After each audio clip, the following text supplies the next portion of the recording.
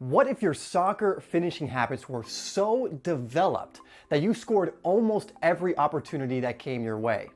Well, by the end of this video, you are going to learn the habits that are going to help you do this and make this a reality.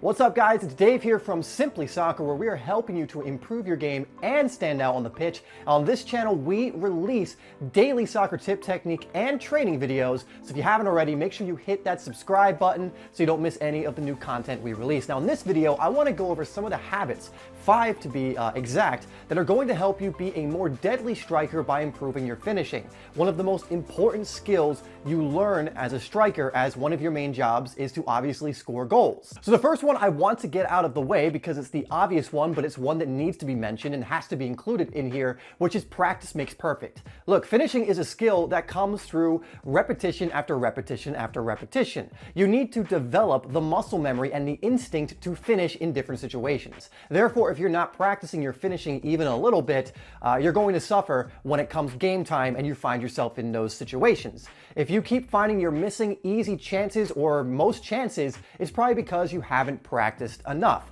So what I would do is make sure at the end of every session you have, spend 10 to 15 minutes at the end practicing your finishing, and have some days that are dedicated to your shooting and finishing individually. Second idea is placement over power. This is another obvious one, but one that many players seem to forget because they get into a goal scoring situation and just try and put their laces through it and hope for the best. I've seen players at all levels do this, the youth level, club level, college level, and even the professional level, so it is a problem. Now, again, one of the reasons players do this is a lack of practice, meaning you need to practice a lot more, but it's also something you need to keep in your mind and get in the habit of, so you do it automatically, so that you automatically try and go for placement, then go for power. When it comes down to it, when you find yourself in a finishing position, it's usually relatively closer to goal. And if you can hit it relatively hard and low towards the corners, you're going to score more of these chances. When you blast the ball, you have less control of it, meaning it's way more likely it's going to go right at the keeper, who will save it in this case,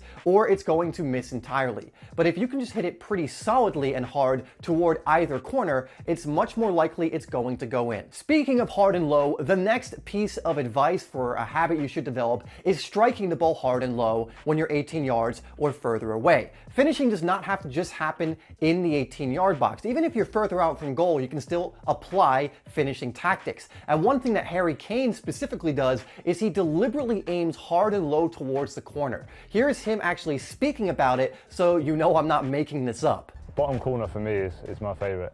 People go mad about top corner goals when it looks beautiful off the crossbar and goes in, but I was always taught as a kid low and hard, and it's always difficult for a keeper, and that's what I try and do. And that's coming from someone who won the Golden Boot in the Premier League the last 2 seasons, will probably win it again this season if he keeps up his goal scoring form, and just scores goal after goal after goal. So the strategy he uses is to hit it hard and low towards the corners. It works for him at the highest level, so don't you think it would work for you at whatever level you're playing at? Number 4 is to have a default finish, and what this means is to have basically a style of finish or a signature finish that you go to when you can't think of anything else, or you can do so automatically you score most times when you do it.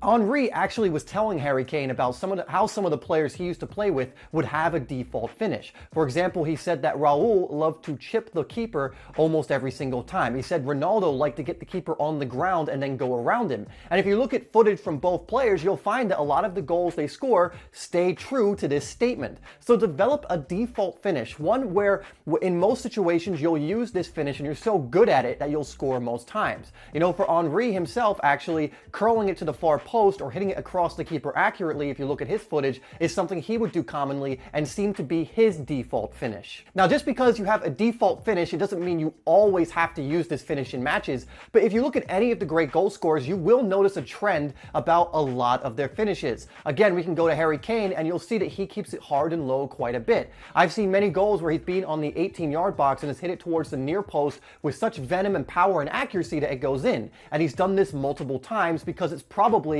one of his default finishes. Final habit you want to develop is remaining calm in goal scoring situations and developing or listening to your instincts. One of the biggest reasons players miss or swing wildly at chances when they have them is because they don't remain calm. Even if your finishing ability is at the top level, if you lose your head in front of goal, you're probably not going to score. So this is one of the most important habits you can develop. When you're in those situations, just remain calm and do what your instincts tell you to do. They're usually not wrong. And the more you listen to your instincts, the better developed they will become. And trust me, the best goal scorers in the world are the ones that shoot and finish on instinct. So those are 5 soccer finishing habits that I really believe you need to develop. These are some of the most important ones, and if you can actually develop these to the point where they are automatic for you, you will score so many more goals that you won't even believe it. All right, guys, thank you so much for watching. Please hit that like button